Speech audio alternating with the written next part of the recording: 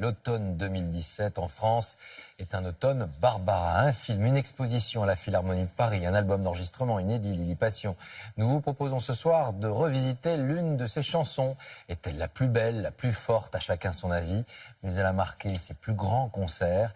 Elle fut comprise et réellement décryptée uniquement après sa disparition. Voici l'histoire de l'Aigle Noir, Laurent Hakim, Didier Dahan. Un jour, ou peut-être une nuit, près d'un lac, je m'étais endormi. C'est le tube de la carrière de Barbara. Numéro 1 des hit parades, une chanson que son public fredonnait, comme on fredonne une ritournelle, ignorant que leur idole racontait là probablement un drame personnel. La mélodie est née sous les doigts de son arrangeur, Roland Romanelli.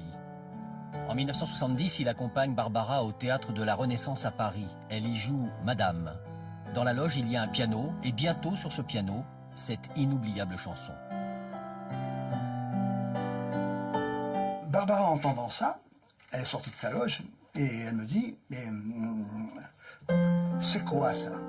Je lui dis « C'est rien, c'est une descente harmonique. » Et elle me dit « Continue, continue. » Quand elle me disait « C'est quoi ça ?» je peux dire qu'elle allait mettre le texte sur la musique et puis participer aussi à la composition. Au bout de quelques jours, la chanson est née. Du vivant de Barbara, tout le monde croit à un rêve, au récit d'un conte. Barbara n'expliquait pas ses chansons. Juste après sa mort en 1997 paraît son autobiographie qui révèle l'inceste qu'elle a subi. J'ai de plus en plus peur de mon père. Un soir à Tarbes, mon univers bascule dans l'horreur. J'ai 10 ans et demi. Les enfants se taisent parce qu'on refuse de les croire. Le psychanalyste Philippe Grimbert a minutieusement exploré cette chanson et pour lui, certains mots font clairement référence à ce traumatisme. Son bec, il a touché ma joue.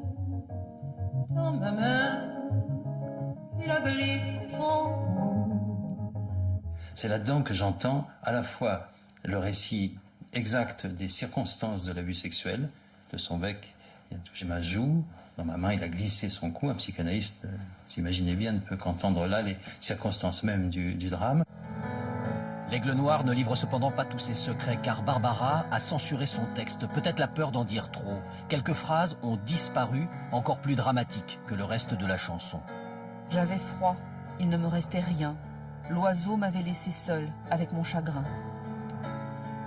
Des phrases qu'elle n'a jamais chantées, son pianiste est formel.